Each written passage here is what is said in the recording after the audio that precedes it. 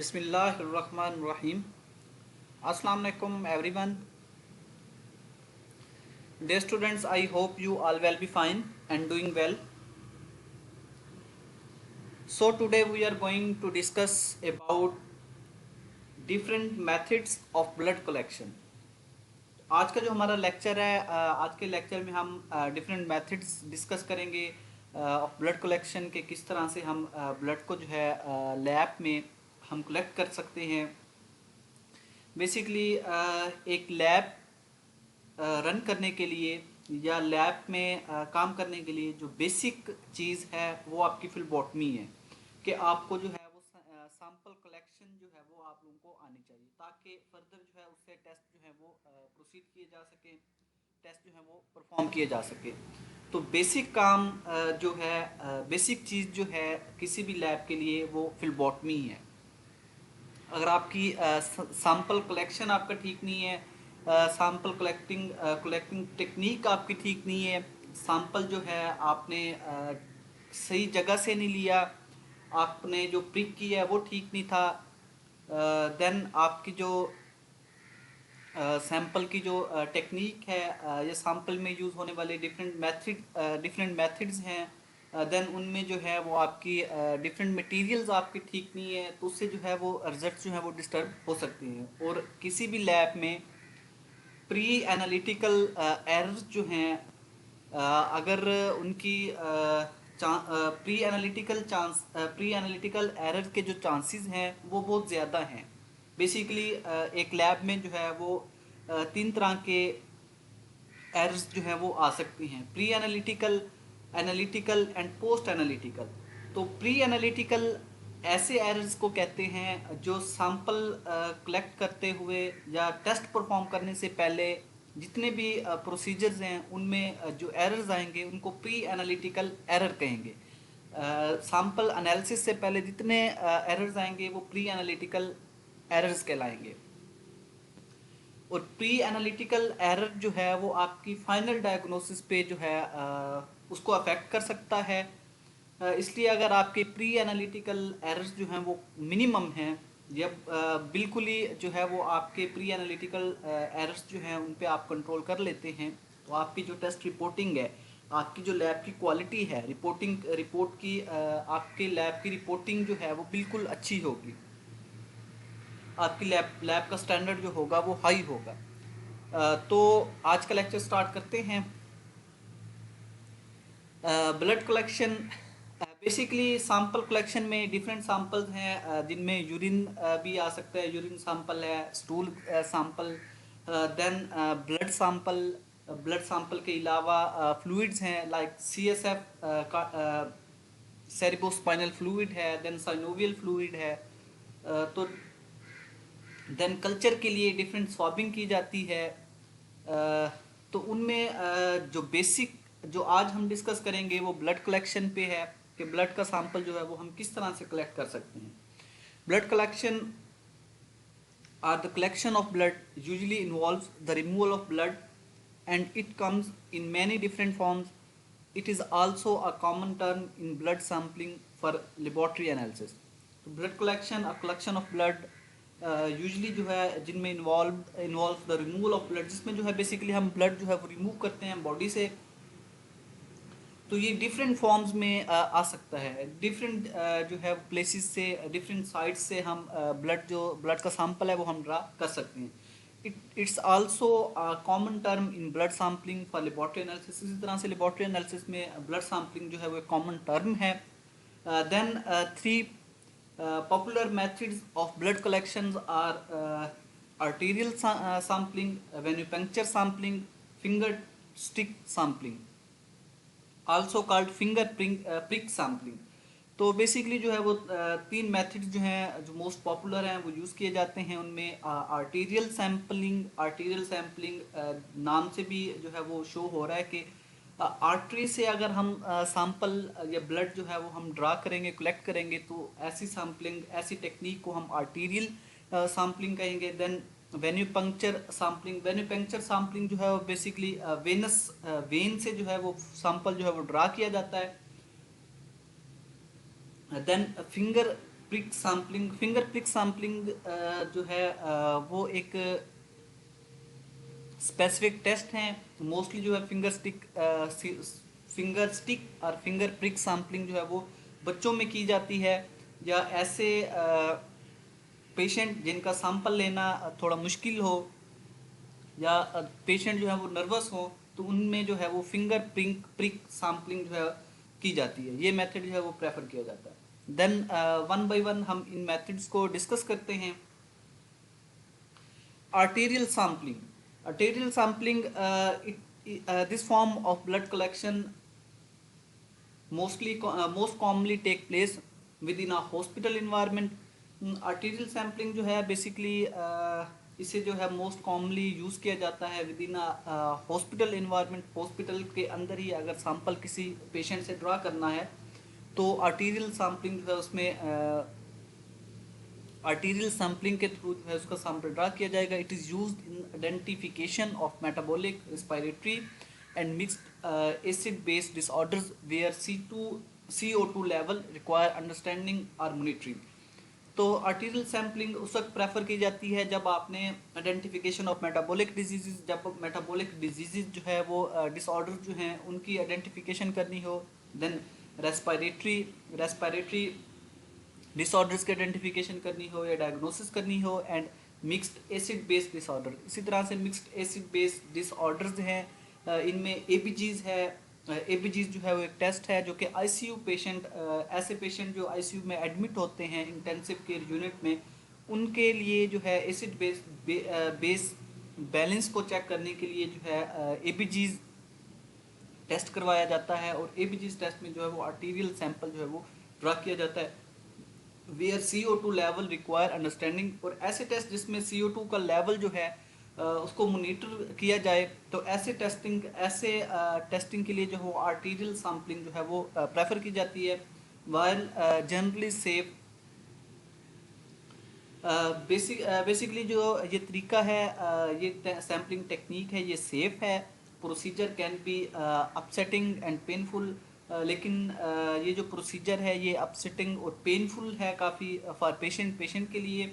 इसमें बहुत ज़्यादा पेन होता है। There are also several potential contradictions that can affect the site of collection. इसके अलावा और भी काफ़ी पोटेंशियल कंट्राडिक्शंस हैं जो साइट ऑफ कलेक्शन को जो है वो अफेक्ट कर सकती हैं, such as abnormal modified Allen test and local infection. इनमें जो है लोकल इन्फेक्शन जो हैं at the site of venipuncture, उससे जो है पोटेंशियल कंट्राडिक्शन हो सकता है वो। There is also an increased risk of bleeding complication. इसमें जो है वो इंक्रीज्ड रिस्क ऑफ इसमें जो है वो ब्लीडिंग का जो रिस्क है वो इंक्रीज्ड होता है इन पेशेंट विद कोएगुलोपैथी। ऐसे पेशेंट जिनमें जो है जिनका कोएगुलेशन सिस्टम, जिनका कोएगुलेशन पाथवे, या जिनमें जो है ब्लीडिंग डिसऑर्डर्स हैं, तो उनके लिए अगर आर्टीरियल सैम्पलिंग जो है वो की जाती है तो उससे जो है वो ब्लीडिंग के कॉम्प्लिकेशंस उनमें बहुत ज़्यादा हो सकते हैं। तो इसलिए ऐसा पेशेंट जिनमें कोएगुलेशन डिसऑर्डर्स हों, या जो हीमोफिलिक पेशेंट हो, हीमोफीलिया का पेशेंट हो, हीमोफीलिया के पेशेंट में जो जो ब्लीडिंग है वो बहुत ज़्यादा होती है, ब्लड जो है उनका ईजिली जो है क्लॉट नहीं होता, तो ऐसे पेशेंट में आर्टीरियल सैम्पलिंग जो है ये नहीं करनी चाहिए। देन ये एक डायग्राम है जिसमें आर्टीरियल सैम्पलिंग दिखाई गई है कि किस तरह से जो है आप आर्टरी से ब्लड सैंपल जो है वो ड्रा कर सकते हैं।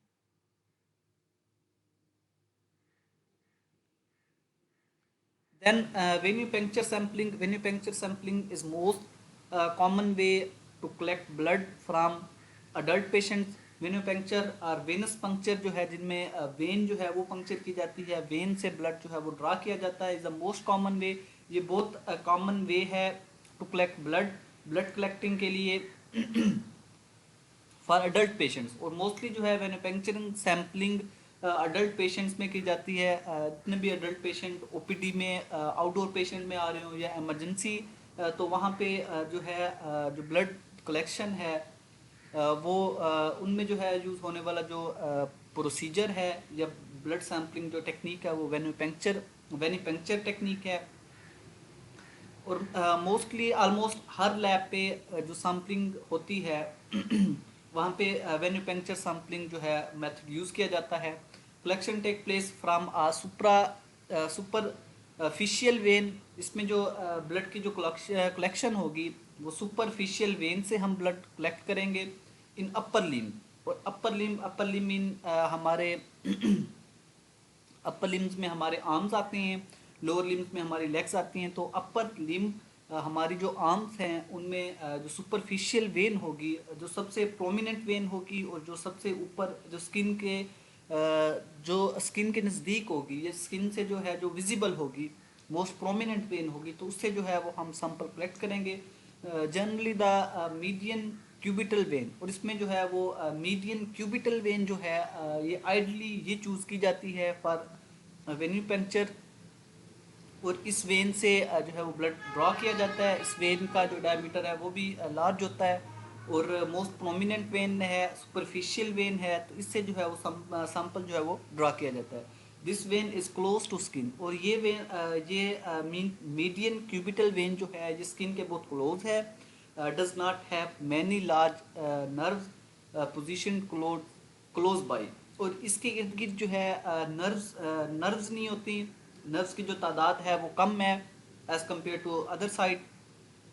इसलिए जो है इसे प्रेफर किया जाता है for blood collection. This reduces pain. और इस वेन्यूपेंक्चर सैम्पलिंग जब हम करेंगे तो जब मीडियन क्यूबिटल वेन से सैंपल ड्रा करेंगे तो इससे जो है पेन जो होगा वो कम होगा and discomfort for the patient. और ये जो प्रोसीजर है, ये सैम्पलिंग टेक्निक है, ये इससे जो है पेशेंट को पेन जो है वो कम होगा as compare to arterial sampling. तो इसलिए मोस्टली जो है वो वेन्यूपेंक्चर सैम्पलिंग जो है इसे प्रेफर किया जाता है। और मोस्टली जो है लेबॉर्ट्रीज में इस मेथड से, इस टेक्निक से जो है वो सैंपल ड्रॉ किया जाता है। उसमें जो है ब्लड कलेक्शन, ब्लड कल्चर के लिए सैंपल जो है वो हमें ज़्यादा चाहिए होता है, तो उसके लिए भी हम वेन्यूपेंक्चर सैम्पलिंग टेक्निक जो है वो हम यूज़ करते हैं। देन वेन्यूपेंक्चर सैम्पलिंग टेक्निक में जो है वो हम सिरिंज यूज़ कर सकते हैं। सिरिंज से जो ब्लड है वो हम ड्रा कर सकते हैं। सिरिंज में डिफरेंट जो है वो उसमें 3cc यूज़ कर सकते हैं, 5cc सिरिंज जो है वो यूज़ कर सकते हैं, 10cc सिरिंज जो है वो हम यूज़ कर सकते हैं। और इनका जो नीडल का जो अपर्चर है वो जो है डिफरेंट होता है। और पेशेंट को देखते हुए हम जो सिरिंज सेलेक्ट करते हैं, सिरिंज की जो सिलेक्शन है वो पेशेंट के मुताबिक हम पेशेंट को देखते हुए हम सिलेक्ट करते हैं। और मोस्टली जो है वो 3cc या 5cc सिरिंज जो है वो यूज़ की जाती है। देन वेन्यूपेंक्चर सैम्पलिंग टेक्निक में वैक्यूटेनर्स भी यूज़ किए जाते हैं। वैक्यूटेनर्स ऐसी टेक्निक है जिसमें जो है अगर आपने एक पेशेंट से मल्टीपल सैंपल जो है वो ड्रा करने हैं, एक पेशेंट है जिसकी एक पूरी प्रोफाइल है, मीन टू से अगर उसकी बेस लाइन है जिसमें डिफरेंट टेस्ट परफॉर्म करने हैं, उसमें हीमाटोलॉजी के भी टेस्ट आपने करने हैं, केमिस्ट्री के भी आपने करने हैं, देन डिफरेंट अदर टेस्ट जो हैं वो आपने परफॉर्म करनी है। तो आपको जो है 3 to 4 ब्लड वाइल्स जो हैं वो आपको चाहिए होंगी। और इसमें फिर आप थ्रू वैक्यूटेनर जो है वो आप ब्लड जो है वो ड्रा करेंगे। वैक्यूटेनर से आप एक दफ़ा जो है वो प्रिक करेंगे, मीडियन क्यूबिटल वेन जो है वो सेलेक्ट की जाएगी और वहाँ पे जो है उस वैक्यूटेनर की जो नीडल है वो इंजेक्ट की जाएगी। इंजेक्ट करने के बाद आप ब्लड बॉटल्स जो हैं वो आप चेंज करते जाएंगे और आपका जो और पेशेंट का जो ब्लड है उन बॉटल्स में आता जाएगा। Venipuncture can take place in general medical practitioner's office. It is often carried out by a trained phlebotomist or nurse। और मोस्टली जो है ट्रेंड phlebotomist और नर्स जो है वो वेन्यूपेंक्चर करती है। However, its commonality does not equate with it being the best way to collect the blood sample. Many patients find it inconvenient। बहुत से पेशेंट है जो इसे inconvenient समझते हैं। और कॉमनली जो है इसको blood collection, collect a blood sample, इसे बेस्ट वे नहीं मानना चाहिए for collecting a blood sample. Many patient find it inconvenient, काफ़ी पेशेंट ऐसे भी हैं जो इसे इनकन्वीनियंट समझते हैं। There are also risk related to storage, then इसमें जो है वो रिस्क हैं स्टोरेज से related, transportation and potential loss और contamination of blood sample once they are collected. तो इसमें जो है वो चांसेस हैं कि जो ब्लड होगा उसमें जो है वो कंटामिनेशन हो सकती है, जो उसका पोटेंशियल लॉस हो सकता है, या ट्रांसपोर्टेशन एरर जो हैं वो आ सकते हैं, या स्टोरेज एरर जो हैं वो आ सकते हैं। This same concern also affect the suitability of arterial sampling, और ये सारी चीज़ें जो हैं arterial sampling में भी मैटर करती हैं।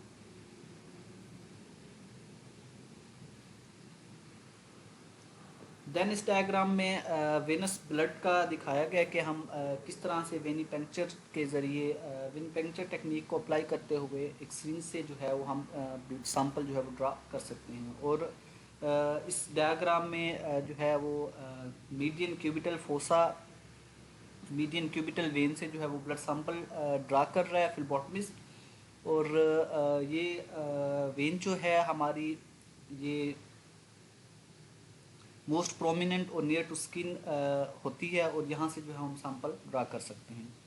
देन प्रैक्टिकली हम सैम्पलिंग टेक्निक जो है मैं आप लोगों को जब फिज़िकली हमारी क्लास होगी तो उसमें सैंपल ड्रा करना आप लोगों को बताऊंगा। देन थर्ड सैम्पलिंग टेक्निक जो है वो फिंगर प्रिक सैम्पलिंग है। फिंगर स्टिक और finger prick sampling involves taking a very small amount of blood from patient. Mostly finger prick sampling जो है इसमें अगर बहुत कम अमाउंट में ब्लड चाहिए हो पेशेंट से टू परफॉर्म टेस्ट, तो उसमें जो है वो हम प्रेफर करते हैं फिंगर स्टिक सैम्पलिंग और finger prick sampling, usually from end of a finger. और मोस्टली इसमें जो सैंपल लिया जाता है, जो साइट ऑफ सैंपल है, सैंपल ड्रा करने के लिए जो साइट है वो फिंगर का एंड जो है वो सिलेक्ट किया जाता है। It is over quickly and requires very little in the way of preparation. और इस टेक्निक में जो है प्रिपरेशन, पेशेंट की प्रिपरेशन जो है वो काफ़ी इजी है। देन इसमें जो सैंपल है वो क्विकली हम सैंपल जो है वो ड्रा कर सकते हैं।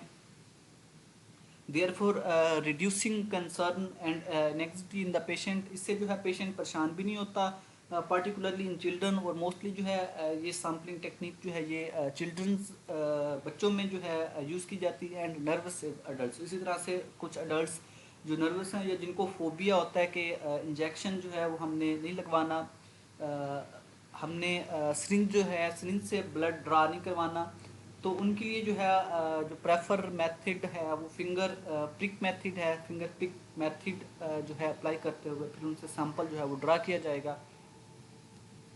Patient welfare at the point of collection is not the only reason why this method should be considered the best way to collect a blood sample.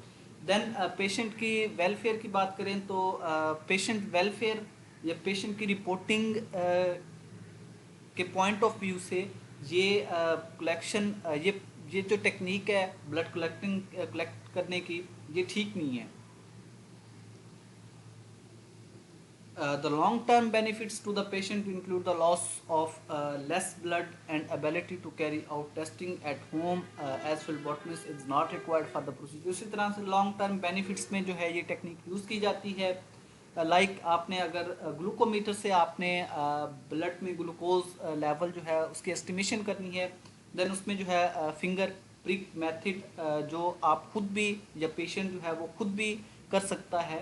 तो उसमें जो है जो टेक्निक है ब्लड सैम्पलिंग की वो फिंगर प्रिक मेथड ही use किया जाएगा। देन एचपी मीटर अवेलेबल है, एचपी की एस्टिमेशन करनी है तो उसमें भी फिंगर प्रिक मेथड जो है वो यूज़ होता है।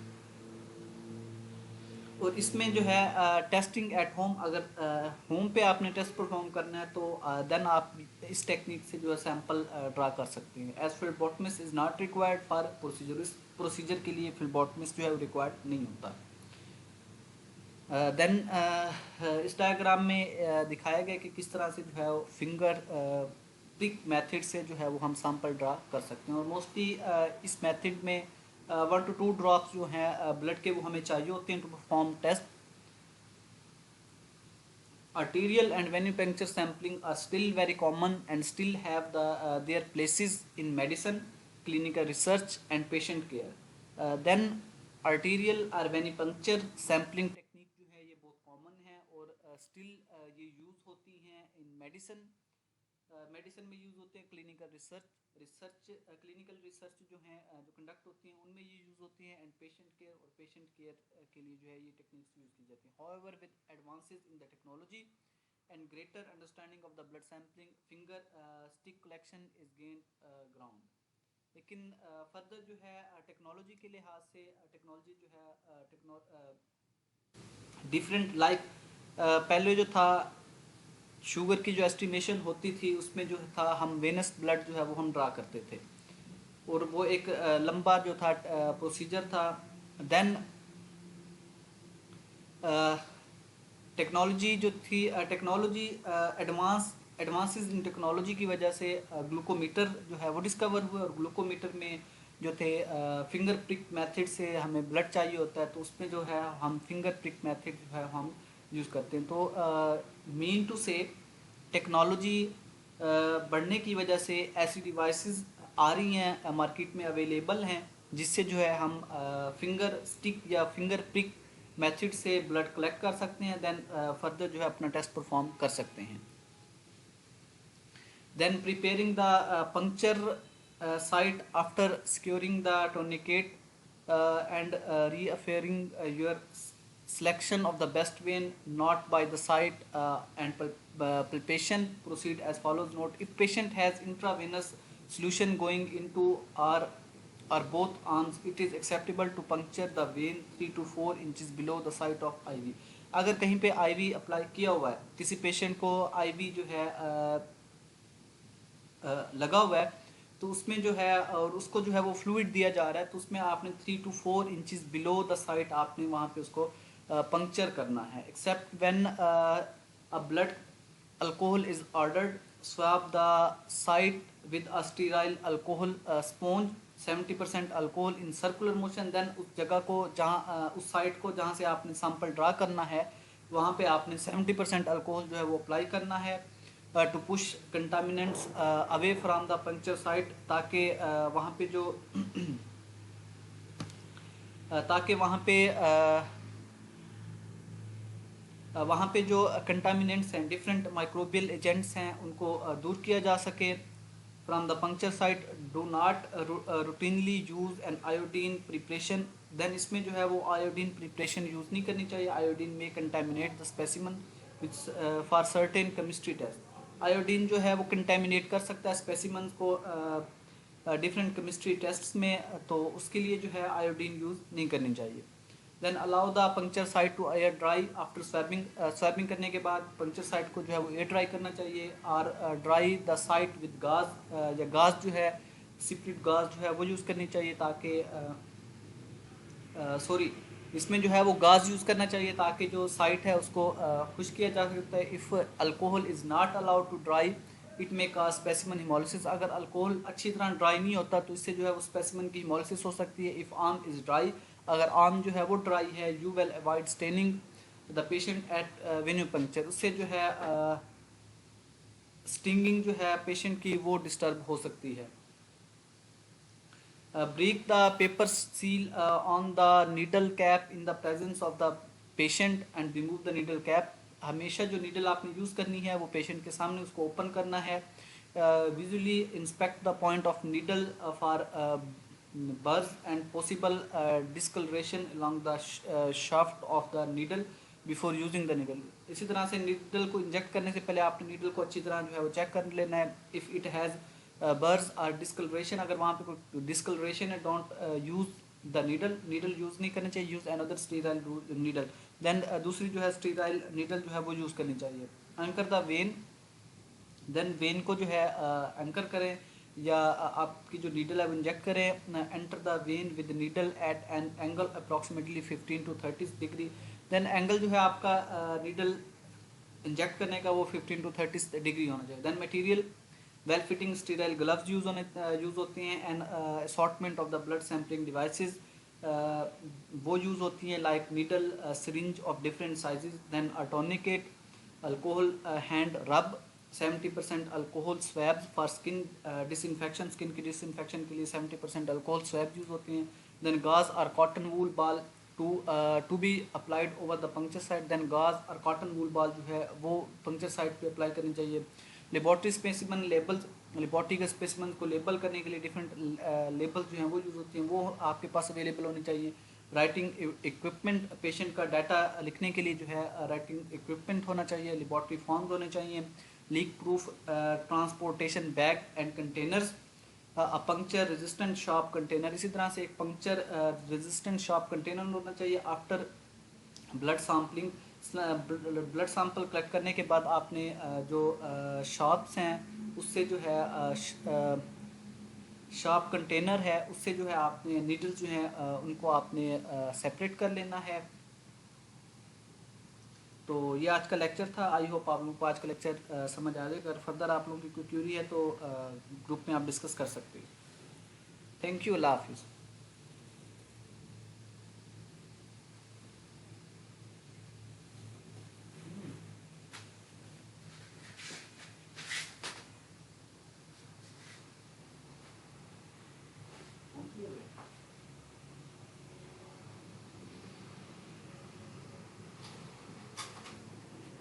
पहले